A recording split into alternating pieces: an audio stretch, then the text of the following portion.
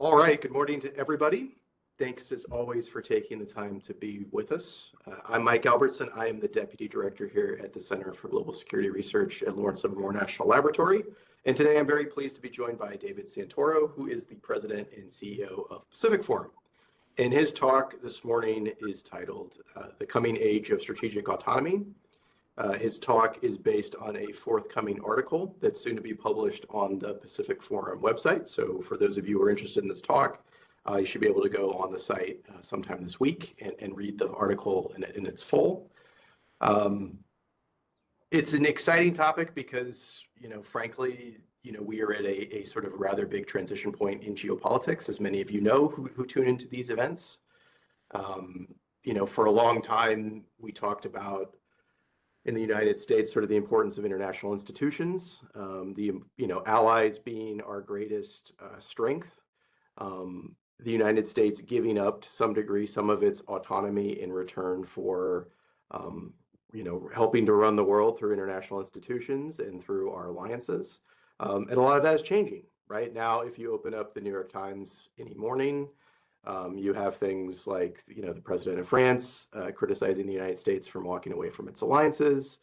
You had, I think just yesterday, the United States withdrawing from a number of international organizations that it deemed sort of no longer in its interest to participate in. And it's much more, as we saw recently with the events in Venezuela, sort of going alone, right? Taking care of its own interests in its own hemisphere according to its own goals. And what does that come down to? That comes down to autonomy. And we're fortunate to have David Santoro with us because David is not only very smart on these issues, but David also talks to a lot of people in a lot of different countries about these issues. So if you follow him on LinkedIn, you'll see that he's in India, he's in France, he's in Brussels, he's in all sorts of different places talking to allies about how do allies feel about this. And what is the United States up to? So we're very fortunate to have him with us today. Very fortunate to have him talking about this topic with us. Let me just say a little bit more about him. Like I said, he's the president and CEO of Pacific Forum. If you're not sort of familiar with that organization, it's an organization that focuses on sort of what he focuses on in large part, which is sort of strategic and security issues with a regional focus in Asia and Europe. He writes a lot on topics like great power dynamics, U.S. alliances, deterrence, particularly the role of China in this new era of nuclear multipolarity, which you've heard a lot of CGSR lectures on. He published a volume in 2021 on U.S. nuclear relations, the impact of strategic triangles. That's the title of the work. He leads several unofficial strategic dialogues with countries like China. Before joining Pacific Forum, he worked on similar issues in France, Australia, Canada, and the United Kingdom. He was a visiting fellow at New York University's Center on International Cooperation, and he was a Stanton Nuclear Fellow at the Institute for International Strategic Studies in London. I just note for sort of people interested in these issues and these topical events, David hosts something every year through Pacific Forum called the Honolulu Defense Forum. Registration's closed because the event's actually happening next week. But people can look for that sort of early 2027 next year if they're interested in going to that from a lab perspective. But a lot of the lectures and the talks and the discussions from that end up getting posted later on. So people can follow the discussion taking place at the Honolulu Defense Forum next week if they're interested in these issues. For those of you new to CGSR events, the ground rules, the speaker's going to talk for about 30 minutes. At any point in the discussion, if something piques your interest, feel free to get your hand up electronically using the little WebEx button at the bottom of the screen, or just type your questions in the chat, either to me directly or to all of the panelists. I like to get the discussion going quickly once the speaker concludes his remarks, so feel free to get that at any point. We'll try to get as many of you in as possible and look forward to your contribution. So with that, David, delighted to hear this talk, and over to you. Thank you very much, Mike. Thank you to you, to the team at CGSR and Lawrence Livermore National Laboratory for giving me this opportunity to present today. I really appreciate it. This is, I think, the first time that I'm doing this, so I'm glad. As you mentioned, that presentation today is actually based on an essay that I will publish, I think, today on the Pacific Forum website, and so I'm happy to share the link once it's out. What I want to do today is essentially follow what the essay argues, and I want to make essentially three arguments. Number one, I want to argue that we are entering, or we're about to enter, a new age.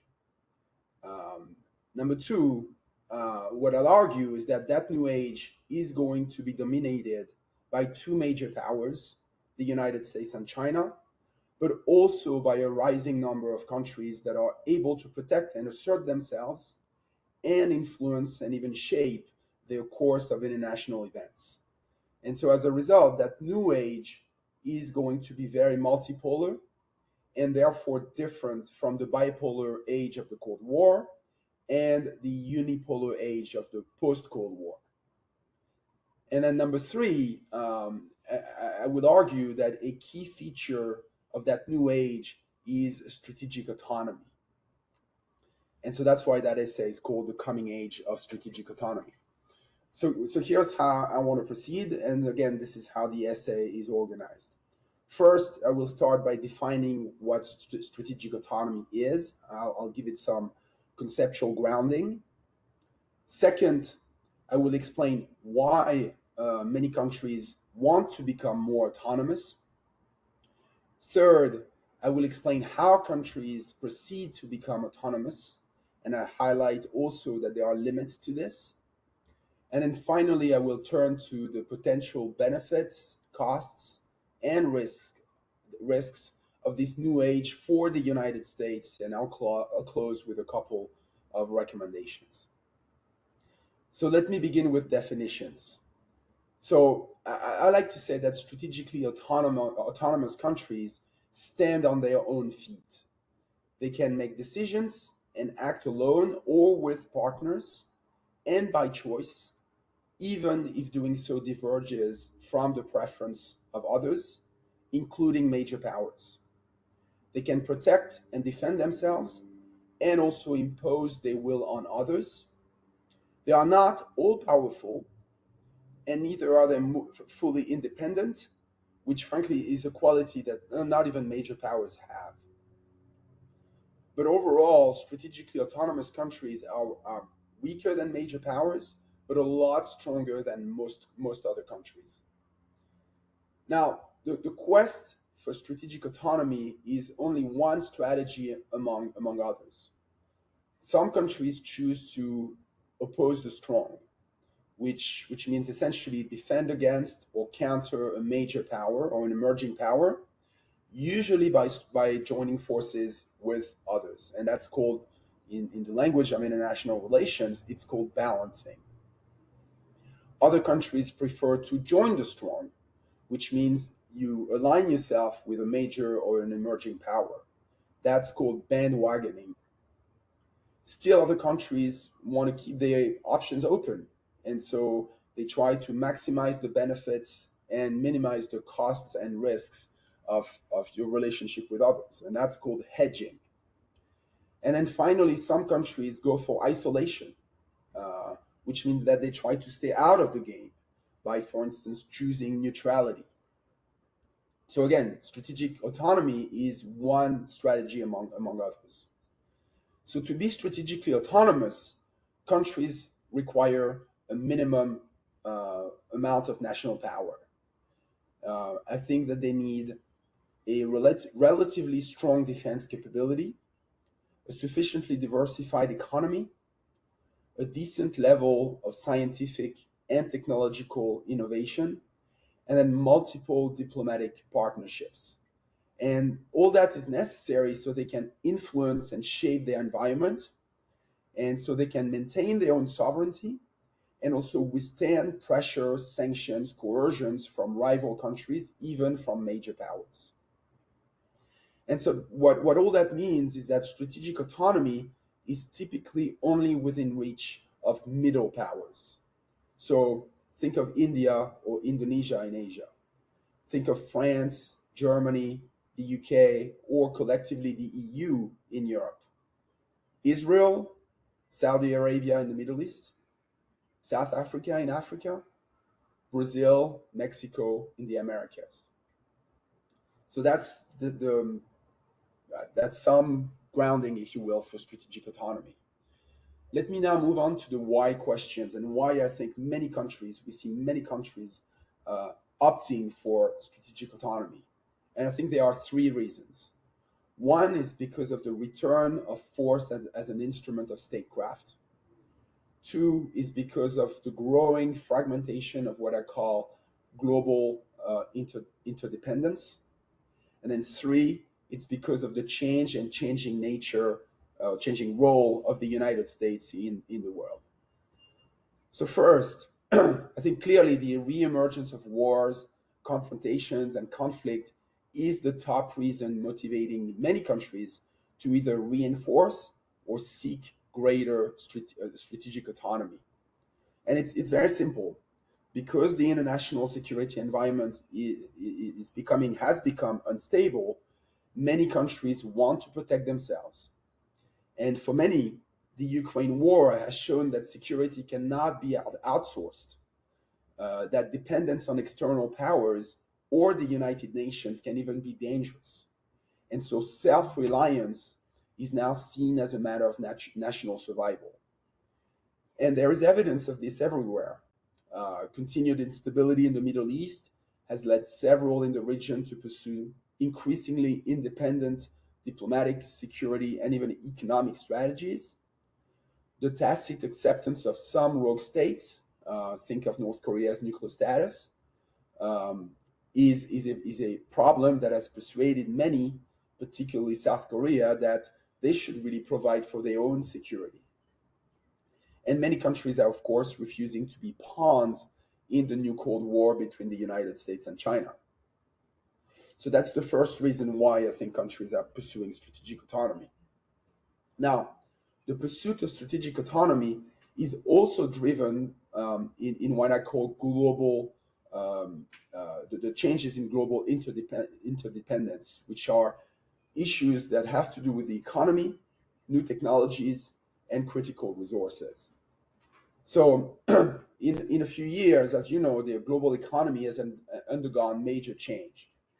The 2008 financial crisis shattered faith in the idea that the global financial system self-regulates. And 10 years later, the emerging US-China rivalry politicized the free exchange of goods and services. That's when we stopped talking about the mutual benefits that, particularly in the US-China relationship, we thought that we had. And that's when, in the West, we became convinced that Beijing's state capitalism was incompatible with the principles of the World Trade Organization. So the result was the replacement of globalization by geoeconomics. We essentially abandoned the idea that markets will integrate the world for everyone's benefits, and instead we embraced the idea that countries with their friends must control economic interdependence to advance their interests. And so economic relations stopped being universal and became organized around competing blocs. And some countries vowed allegiance to specific blocs, but many chose to strengthen or pursue strategic autonomy. And two major shocks, I think, further entrenched these developments. The first one was the COVID-19 pandemic, which really exposed the problem of over-optimizing global supply chains, especially over-reliance on China. And the second one was the war in Ukraine, which essentially militarized economics. And so as a result, geoeconomic blocks deepened, but so did the determination of those committed to strategic autonomy. And so the result was the fragmentation of the global economy. And I think that fragmentation has been so deep that it's extended beyond the economy into the economy's current infrastructure, which I think is technology, to the systems, the networks through which the economy operates, and also to its material underpinning, which are resources, the physical foundation upon which the economy rests. So as you know, new technologies and digital platforms are now seen as strategic assets, not just tools of growth, because who designs, makes, and trains the best artificial intelligence or semiconductor models rules the world. And so it's no surprise that much of the competition between the United States and China has been about which of the two can impose its technological and digital terms. Now, some countries have accepted that or have had to accept US or Chinese rules, but others are shooting for technological and digital sovereignty. Think of India. Many in India have argued that New Delhi should strive for digital sovereignty and develop indigenous operating systems, cloud computing, and artificial intelligence. The failure of cooperation to address global challenges is also a driver of strategic autonomy. So despite repeating warning from the Intergovernmental Panel of Climate Change about the severity and urgency of the problem, decades of climate summits have produced very little. And major emitters are now weakening or withdrawing their commitments. And so because climate change has become a national security issue for many countries, those countries feel that they must act on their own and are racing to secure the resources that they need. And so just like economic and technological nationalism, resource nationalism has become a thing. So this is the second reason why I think many countries are pursuing strategic autonomy. Now, there is another reason why we see growing interest for strategic autonomy, and that is the new role of the United States in the world. Now, the current international order, as you all know, is largely a US invention, and in the United States has long been its leader and guardian. Washington has not always honored that order, but it's generally provided security guarantees to maintain peace. It's championed globalization and open markets to advance prosperity, and it's acted as a backstop when crises have emerged. And it's done that because A, of its unique capability, and B, because of the belief that doing so also serves US interests. Now, for the past decade and a half, the United States has been reconsidering that role for, I think, two reasons. One, because of its reduced capability. Today, the United States remains dominant, but it is facing rising peers and it suffers from a number of internal constraints. And so on the left and the right of the US political spectrum, many Americans no longer want to continue bearing the same responsibilities as before. The second reason is that many in the US have begun wondering whether the current order actually helps advance US interests. And they see China able to exploit the advantages of an open system without reciprocal openness. They question why the United States should provide security and favorable access to the US market to allies. And they also believe that free trade and global economic integration have harmed US jobs, industries, and the middle class. And so the United States no longer sees maintaining the current role, the current order, as a strategic imperative. I don't think it wants to abandon the order, but it is determined to change its role in it. And so, as you now know, the United States right now is prioritizing anything that it sees as directly and immediately benefiting US interests, emphasizing bilateral bargains, transactional agreements, and burden sharing rather than leadership in multilateral institutions. The new US national security strategy is very clear. The United States is organizing its foreign policy around homeland security and by extension the Western Hemisphere, and around managing its primary contender, China, while devoting less time and attention to other problems. Now, to many countries, especially in Europe, such reprioritization means an erosion of US guarantees, a signal that Europeans and others should focus on self-reliance because reliance on the United States is no longer a given. So many countries, including allies, are also concerned that the United States may be prepared to act in ways that harm their interests directly, and that the imposition of tariffs on them could be the first act in a series of other dramatic actions. Now, one thing I want to make very clear, the outcome of the United States changing its role in the world is growing interest in strategic autonomy. It is not siding with China.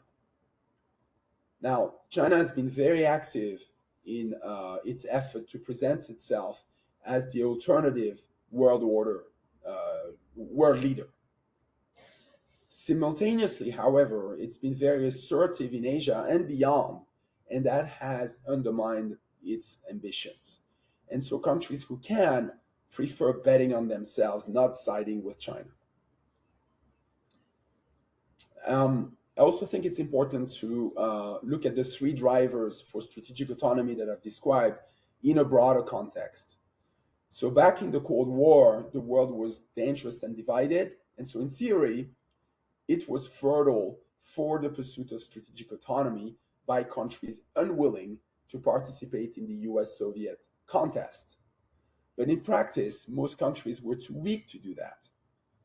By the end of the Cold War, and in the years that followed, several countries had become much more capable powers. But the need and urgency to become autonomous had essentially vanished. And that's because the international environment had become more stable, because prosperity was rising thanks to globalization, and because the United States, which was at the time enjoying its unipolar moment, was upholding international rules and norms. But today, many countries have become increasingly powerful, and the need of an urgency for strategic autonomy is reemerging with a vengeance because crises, conflicts, and war are coming back. Because global interdependence is fracturing, and because the United States is both less capable and seemingly less willing to play its traditional role of leader and guardian of the international order. So now what I would like to do is turn to how countries proceed to enhance their autonomy and how successful they can be. So I think essentially to go strategically autonomous, if you can put it that way, countries need to build a strong defense, regain control over global interdependence, and diversify diplomatic relations.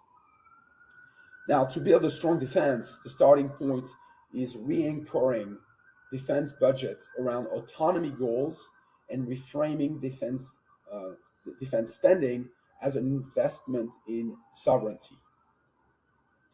And what you see on every continent is countries increasing defense spending. Recently, NATO countries have agreed to spend 5% of their annual GDP by 2035 on defense.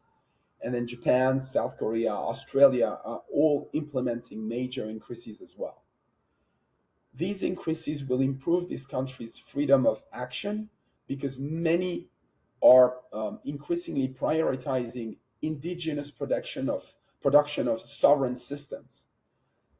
So one example is South Korea KF-21 fighter jet, which will enable South Korea to act without reliance on external powers, notably the United States. Now, because strategic autonomy means avoiding foreign choke points, many countries have been investing in their national defense industrial base. France and Germany have launched joint ammunition and battery production acceleration plants, as an example. Now, a strong defense alone does not confer strategic autonomy. As I mentioned, action is also required to regain control over global interdependence. And so economic statecraft is now the name of the game. Countries are incentivizing local production, especially of anything deemed strategic, and pushing procurement linkages with trusted partners. They are doing reshoring, friendshoring, and in that game, industrial policy and subsidies are essential to create domestic capacity. A lot has happened to reduce dependence on China. Now, decoupling hasn't happened, but diversification is happening. The EU concept of open strategic autonomy is clear that the goal is a balance between openness and control. And of course, nowhere are countries seeking greater control than in new technologies and digital platforms or in critical resources. Now, in addition to building a strong defense and regaining control over global interdependence, going strategically autonomous requires diverse diplomatic relationships to reduce dependence on traditional powers and assert greater control over foreign policy. And here too, we've seen many countries engaging in such diversification. European countries have strengthened intra-European diplomacy and broadened their partnerships beyond the United States. Asian countries are adopting strategies that balance traditional partnerships with new relationships. Think of the thriving relationships between Vietnam and India, or between Indonesia and France. And the same is true in the Middle East. Saudi Arabia's strategic mutual defense pact with Pakistan signals a move away from reliance on the United States. Many countries are also engaging in multilateral organizations to protect their autonomy more than to cooperate.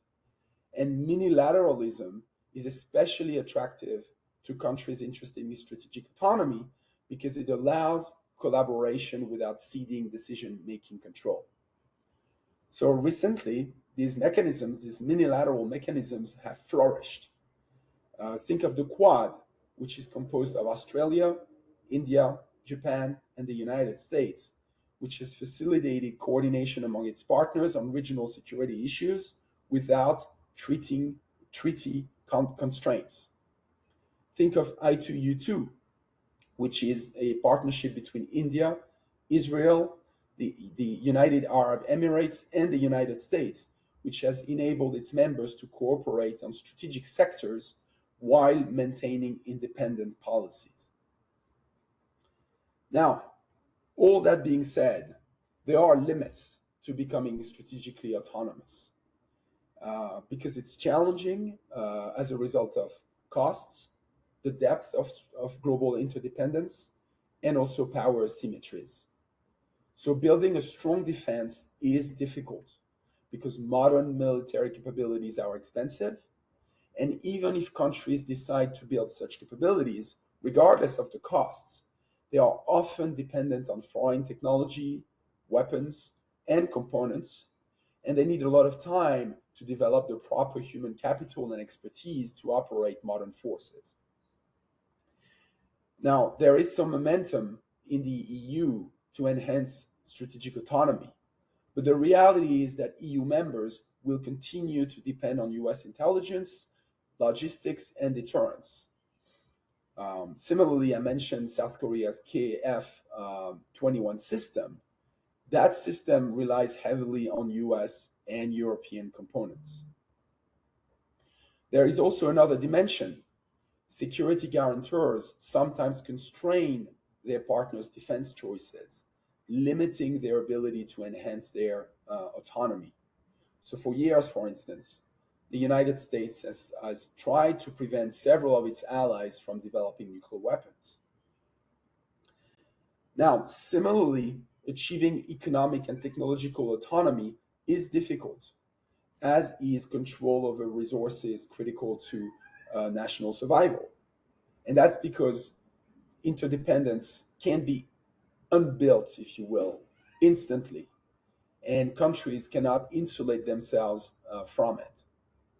global supply chains are deeply integrated, in part because rare earth, semiconductors, and energy resources are unevenly distributed.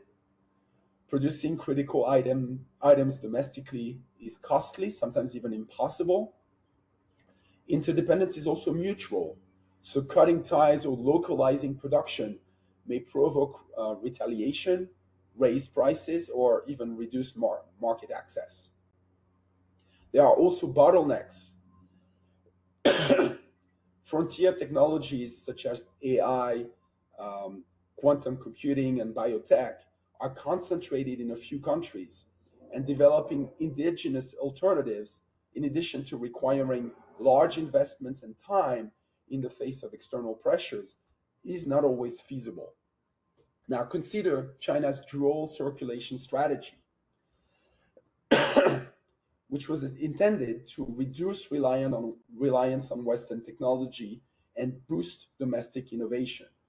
Now, China has made a lot of progress, but it has remained dependent on Western semiconductor and critical software, and US export controls on advanced chips have exposed that vulnerability. And so, not even the world's second largest economy can truly decouple from global technological and supply networks. So it's no wonder that the EU has struggled to reduce its dependence on Russian gas. It's no wonder that Indian efforts to localize manufacturing and technology have had limited success. Diplomatic diversification is not problem-free either. So yes, engaging multiple powers provide flexibility, but it can also create contradictory obligations.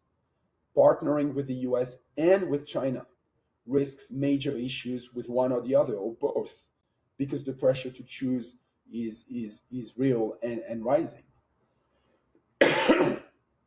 We see we see that India has struggled to maintain its long-time so-called multi-alignment strategy, especially the balancing act between the West and Russia, because Washington has called on Delhi to end its energy relationship with Russia to pressure Moscow into ending its war in Ukraine.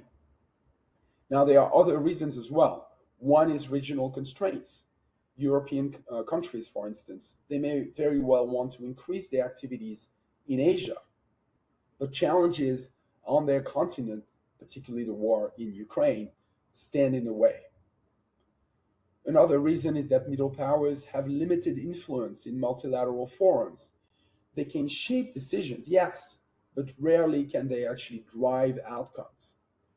And so, for instance, despite middle power coordination in favor of an agreement on phasing out fossil fuels, the text of the 2025 United Nations Climate Change Conference sidesteps direct commitments about transitioning away from such fuels due to the resistance of major producers.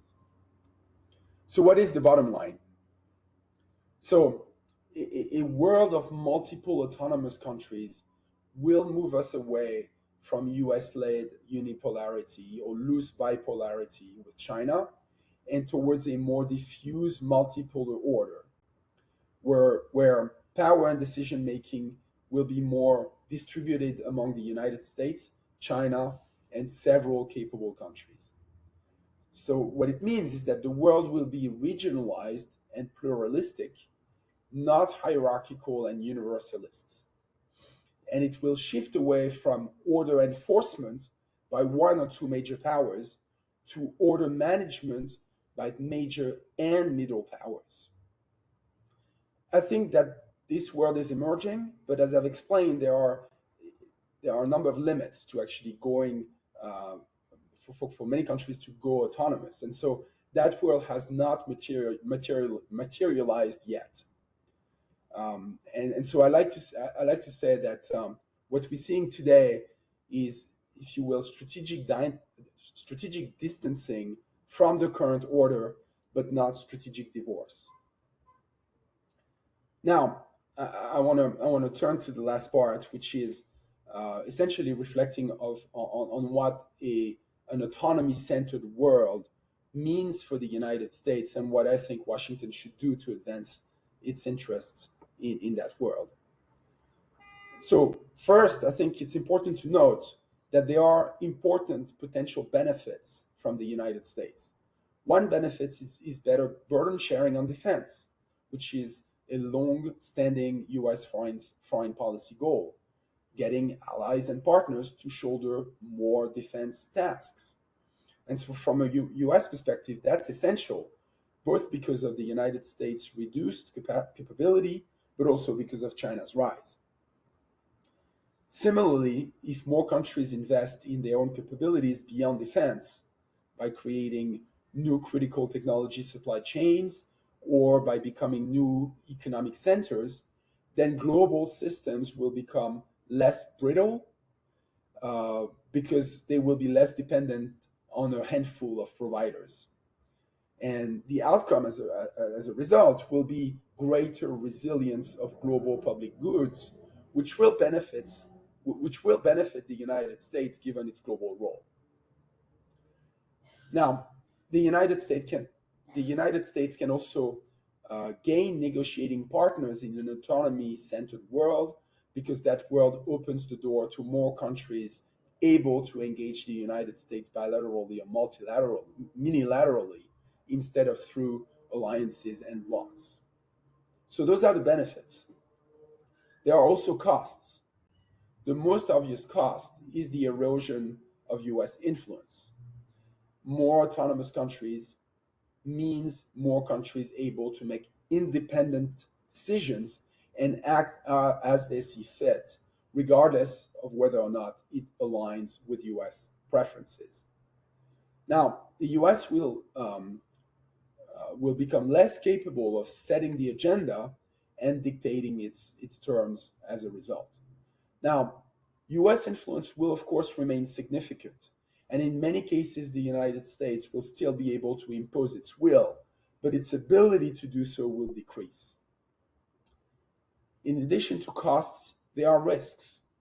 In defense, one risk is that US partners make choices that lead to incompatible systems, command problems, or delayed coalition responses.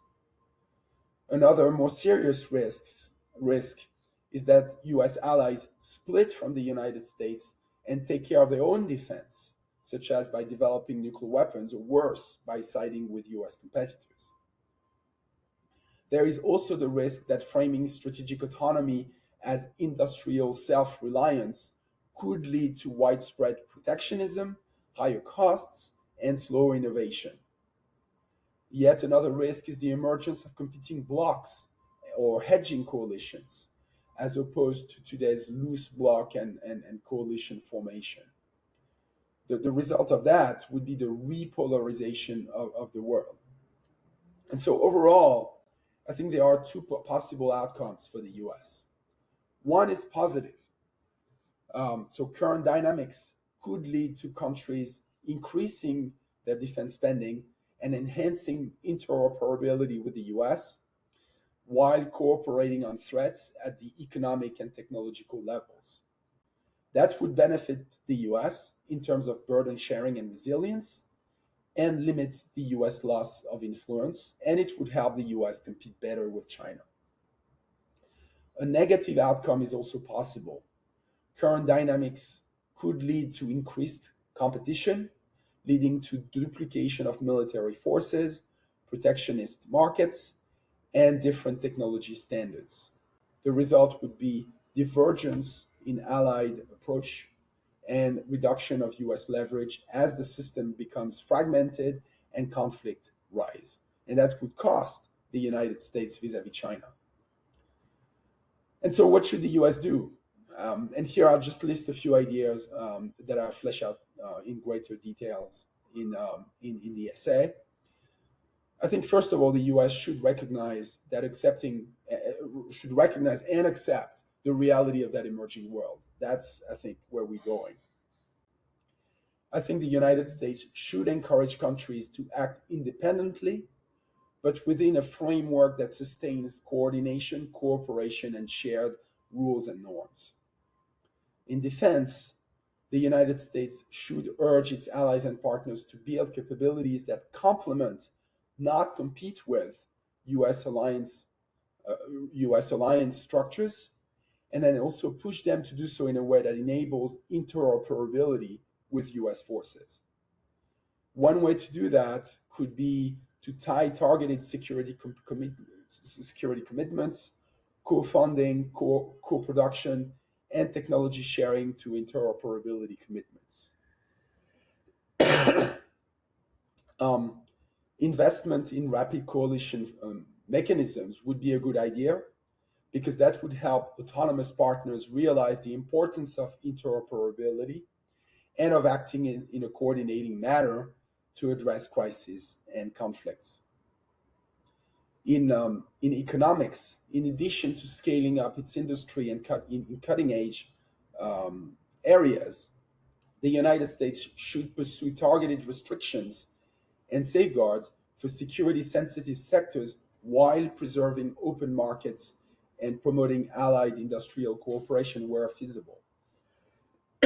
And in this regard, I think the Pax Silica initiative, which was just announced, I think at some point last month, I think is right on point. So I think I'll stop here. Before I do, let me just summarize my key arguments. So I've argued that the coming age of strategic autonomy will bring considerable change to the international system, because more countries will have agencies to influence and shape the system, even as that system will remain dominated by the United States and China.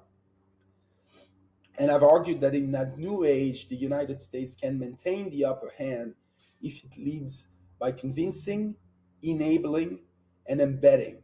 And by that, I mean, if it convinces allies, partners, and others of shared interests, if it enables them with capacity and incentives, and if it embeds common rules, norms, standards, so that their autonomous choices converge towards an open, resilient, and well-regulated order. That's ultimately an approach based on an idea of leadership that's conducted through influence, empowerment, and structure, rather than through power and dominance. And I'll stop here. Thank you.